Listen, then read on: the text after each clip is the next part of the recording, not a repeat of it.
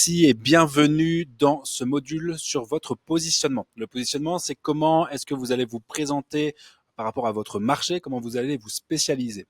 Et on va voir que c'est une étape extrêmement importante dans votre pratique et pour votre activité. Et si vous ne le faites pas et si vous vous positionnez mal par rapport à votre marché, vous aurez plus de difficultés pour avoir un cabinet qui tourne avec des gens qui viennent et qui vous reconnaissent.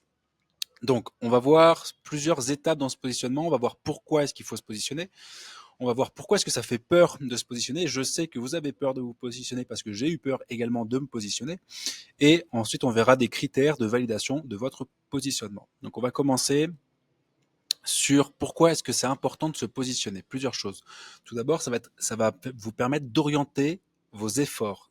C'est comme si prenez un bateau par exemple. Ce bateau, si vous lui donnez aucune direction, il va aller un petit peu n'importe où. Par contre, s'il sait où est-ce qu'il doit aller du point A au point B, il va pouvoir mettre tout en place pour aller tout droit et ne pas perdre de temps. Et le positionnement, ça va vous donner justement cette direction. Vous allez savoir où est-ce que vous allez mettre vos efforts, où est-ce que vous allez créer du contenu, à qui vous allez parler. Et du coup, ça va être beaucoup plus facile de développer et bah, du coup une expertise et un positionnement qui vous est propre. La deuxième chose, c'est que ça facilite la compréhension pour les gens. Vous avez sûrement des pratiques que les gens ne comprennent pas, que vos patients ne comprennent pas complètement. Et c'est normal, mais il faut leur simplifier la tâche. Par exemple, si vous dites, moi je fais de la sophrologie c'est extrêmement vaste, il y a plein de choses différentes en sophrologie. Je suis ostéopathe, il y a plein de choses différentes. Il y a des ostéopathes crâniens, il y a des ostéopathes énergétiques, il y a des ostéopathes qui sont mécaniques. Donc c'est extrêmement flou pour les personnes et ça les perd en fait. Alors que si vous avez un positionnement qui est clair et facile à comprendre, et ben ça va les aider à comprendre ce que vous faites justement et à parler de vous en plus.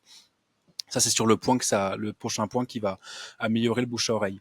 Par exemple, si vous êtes ostéopathe, au lieu de dire si vous n'êtes pas positionné, vous allez dire je suis ostéopathe, comme des milliers, des dizaines de milliers d'ostéopathes en France. Par contre, si vous choisissez un positionnement qui vous correspond, dans lequel vous vous épanouissez, par exemple, je suis un ostéopathe spécialisé dans les troubles alimentaires pour les femmes enceintes. Bon, voilà, du coup, les femmes enceintes qui ont des troubles alimentaires, elles vont tout de suite connecter avec vous, elles vont pouvoir parler à leurs copines de je suis pas allé voir un ostéopathe, mais je suis allé voir Pierre, Paul ou Jacques qui est spécialisé dans les troubles alimentaires pour les femmes enceintes. Du coup, ça va être beaucoup plus facile pour vos patients de comprendre ce que vous faites, qui vous êtes. Le troisième point, c'est que vous allez devenir un expert. Le simple fait de dire j'ai une expertise ou je me spécialise dans un domaine particulier, ça vous donne directement une image d'expert. Et cette image d'expert, elle va renforcer votre crédibilité, elle va renforcer la confiance que les gens vont vous accorder. Donc c'est pour ça que ça va être hyper important. Imaginez, vous êtes dans une situation où vous êtes devant un bureau, vous avez sur ce bureau, vous avez une dizaine de cartes de visite différentes. Vous venez dans ce bureau-là parce que vous avez par exemple des troubles du sommeil. Vous avez 9 cartes de thérapeutes qui sont ostéopathes par exemple. Il y a juste marqué ostéopathe et ils font plein de trucs différents. Et puis par contre, il y a un ostéopathe, il est marqué spécialisé dans les troubles du sommeil. À votre avis, laquelle carte de visite vous allez prendre en priorité, sachant que votre problème c'est les troubles du sommeil? Ben, vous allez prendre le gars qui est spécialisé dans les troubles du sommeil parce qu'il va apparaître comme un expert du coup. Et le dernier point de pourquoi est-ce qu'il est important de se spécialiser, c'est parce que ça va améliorer votre bouche à oreille. Si aujourd'hui vous avez des difficultés par rapport à ça, les gens ne parlent pas de vous, c'est parce que une des raisons pour laquelle ça ne marche pas le bouche à oreille pour vous, c'est que vous n'êtes pas assez, ce n'est pas assez compréhensible ce que vous faites. C'est pas assez simple pour vos patients d'expliquer ce que vous faites. Quand vous avez un positionnement qui est clair, c'est facile pour eux de parler de vous à leurs proches, à leurs connaissances. Parce qu'ils ne sont pas allés voir un ostéopathe parmi tant d'autres, parmi des dizaines de milliers d'autres, ou un sophrologue parmi des dizaines de milliers d'autres. Ils sont allés voir une personne qui s'est spécialisée dans un domaine et qui les a aidés sur un point précis. Donc ça va améliorer votre bouche à oreille. Donc pour résumer, c'est crucial de se positionner parce que ça va diriger vos efforts, ça va attirer les bons clients à vous, parce que vous allez pouvoir être vu comme un expert. Ça va les aider à comprendre ce que vous faites et à parler de vous à leurs proches. Pourquoi est-ce que le positionnement il fait peur? Le positionnement il fait peur parce que on a peur de perdre des potentiels patients ou des potentiels clients. On se dit qu'en se spécialisant, on va priver toute une partie de notre patientèle, on va pas attirer des gens à nous. Mais en réalité, il vaut mieux être le meilleur dans une petite niche que pour pouvoir se démarquer que de tout faire. Et puis de toute façon, ne craignez pas ça, puisque le fait de vous spécialiser, ça va quand même amener d'autres personnes qui vous connaissent déjà. Si vous avez déjà des patients, ils vont quand même venir dans votre cabinet, donc il ne faut pas avoir peur de ça. On peut avoir peur de la routine. Si je me spécialise par exemple sur un type de pathologie ou un type de personne particulière, j'ai peur de m'ennuyer. En fait, il faut voir le positionnement comme un point de départ, c'est-à-dire on choisit un point et ensuite ça peut être comme une spirale si vous voulez. On choisit le point de la spirale et comme la spirale, au fur et à mesure du temps, on va étendre notre pratique et on va approfondir notre connaissance, notre prise en charge de certaines pathologies, de certains types de personnes. Donc, il faut vraiment voir ça comme un point de départ et ensuite on élargit. Rien ne vous empêche d'élargir au rythme que vous voulez. Si vous sentez que au bout d'un mois, un mois c'est un peu rapide, mais au bout d'un an par exemple, vous voulez vous spécialiser dans autre chose, vous pouvez très bien le faire, il n'y a aucun souci. Et puis la peur de se spécialiser, de se dire bon bah voilà pareil, si jamais je traite qu'une seule pathologie ou qu'un type de personne, je vais faire tout le temps la même chose, je vais utiliser les mêmes techniques, la même approche et tout, mais rien ne vous empêche d'approfondir, de vous former davantage ou même d'ouvrir votre spécialité à d'autres personnes. Imaginons vous êtes spécialisé dans la perte de poids pour les femmes de plus de 40 ans. Vous avez une expertise là-dedans, vous avez développé votre expertise, vous avez des témoignages, des très bons résultats de la part de vos patients ou vos clients. Et ben, rien ne vous empêche de dire bon bah maintenant que j'ai eu du succès avec les femmes de 40 ans, je peux très bien faire avec les hommes de 40 ans par exemple. Et donc de toute façon, vous aurez la crédibilité et toute l'expertise que vous avez développée en vous positionnant d'abord avec les femmes de plus de 40 ans. Donc les gars de plus de 40 ans, ils vont vous faire confiance parce que vous avez déjà des preuves. C'est pour ça que le positionnement, il nous aide vraiment à devenir un expert dans un domaine, à passer pour un expert, à montrer qu'on est un expert, et puis surtout de nous donner de la crédibilité pour après ouvrir notre positionnement et se développer plus largement. Donc, faut pas avoir peur de se priver de patients, faut pas avoir peur de s'ennuyer dans sa pratique, puisque on est tout à fait libre d'ouvrir après notre positionnement. On va voir maintenant quels sont les différents critères à respecter pour votre positionnement, pour savoir si vous faites le bon choix dans la bonne niche. Une niche, c'est un segment de marché. Imaginons que vous êtes sur le marché de la perte de poids. Et ben, une niche, ça va être un segment de ce marché-là. Ça peut être la perte de poids pour les femmes de plus de 40 ans. Donc, il est important que votre positionnement il reflète vos valeurs.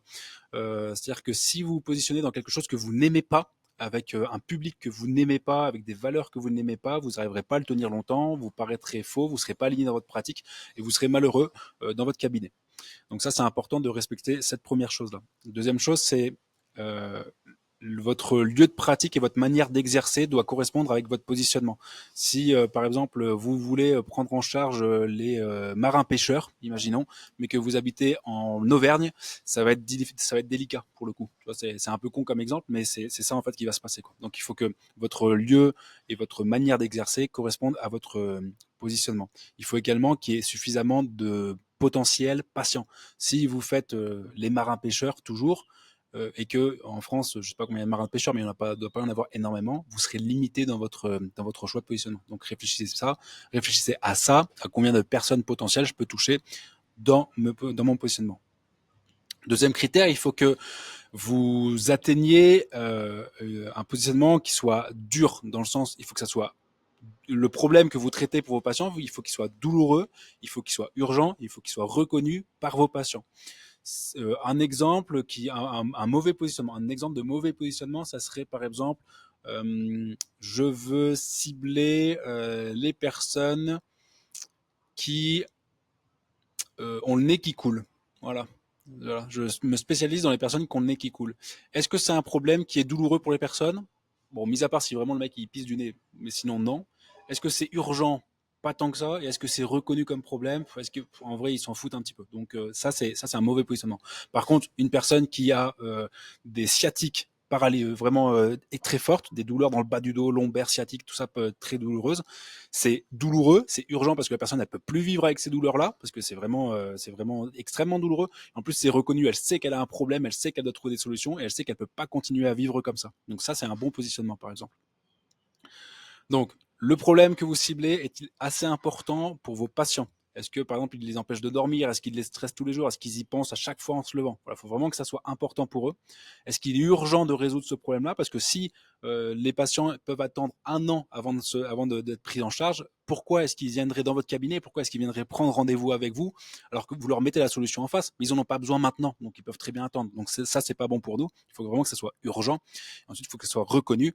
Est-ce que vos patients comprennent qu'ils ont un problème, qu'ils doivent trouver une solution et qu'ils cherchent les moyens, qui sont proactifs dans le fait de chercher les moyens pour résoudre leurs problèmes. Ensuite, il faut que, puisque vous avez défini votre avatar patient, votre patient idéal, il faut que votre positionnement il corresponde à votre avatar patient. Si par exemple, vous voulez vous spécialiser dans la prise en charge des sportifs, mais que votre avatar patient, la personne que vous voulez voir en cabinet n'est pas sportif du tout, ça n'ira pas, votre positionnement ne sera pas cohérent avec les gens que vous voulez voir dans votre cabinet. Donc il faut réfléchir à corréler l'envie que vous avez d'accompagner les personnes, le groupe de personnes que vous avez envie d'accompagner et votre positionnement du coup. Ensuite, est-ce que ces personnes-là partagent les valeurs, vos valeurs, puisque votre positionnement doit aussi se baser sur vos valeurs pour que vous puissiez le tenir suffisamment longtemps pour développer votre activité. Et ensuite, votre positionnement doit être clair et facile à comprendre. Il faut que ça soit évident pour vos patients, il faut que ce soit facile pour eux de l'expliquer en quelques mots, en une phrase, il faut qu'ils soient capables d'expliquer ce que vous faites et pour qui vous le faites. Donc, par exemple, j'aide les femmes enceintes à réduire leur stress. Voilà, j'aide les femmes enceintes à réduire leur stress. Voilà, c'est facile, tu vois. En utilisant l'hypnothérapie. Voilà, boum. C'est quelque chose qui est facile à comprendre. Ils peuvent l'expliquer, ils peuvent le comprendre facilement. Donc là, on a fait le tour du positionnement. Je vous invite vraiment à réfléchir par rapport à ça. C'est une étape extrêmement importante sur le développement de votre activité. C'est la clé, c'est la pierre angulaire, la clé de voûte du développement de votre activité. N'ayez pas peur de vous positionner parce que ce n'est jamais, c'est pas quelque chose qui va être irrémédiable, qui va être irréversible. Vous pouvez très bien changer, il n'y a aucun souci. Personne vous posera de questions par rapport à ça. S'il y a des patients qui vous disent ah bah tiens, j'ai vu que vous faisiez des troubles du sommeil, mais maintenant vous avez arrêté. Ah bah oui, en fait finalement je suis passé sur autre chose ou voilà, il n'y a aucun souci là-dessus. C'est pas irréversible, faut pas avoir peur de ça.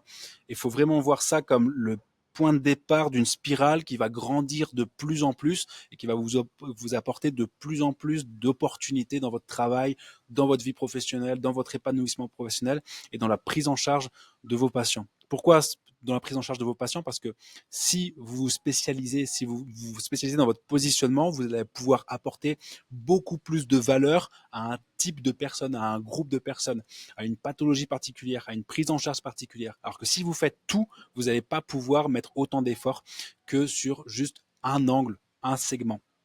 Donc, réfléchissez bien à votre positionnement. Si vous avez le moindre souci par rapport à ça, vous me posez des questions, on en discute et je vous aide là-dessus. Ça me fera très plaisir de le faire parce que c'est une étape extrêmement importante et c'est une étape qui va surtout se baser sur vos valeurs et qui va vraiment vous être personnel. Votre positionnement, il sera unique et du coup, il va vraiment refléter les meilleures qualités que vous avez en vous-même. Donc, c'est quelque chose qui est extrêmement beau à faire.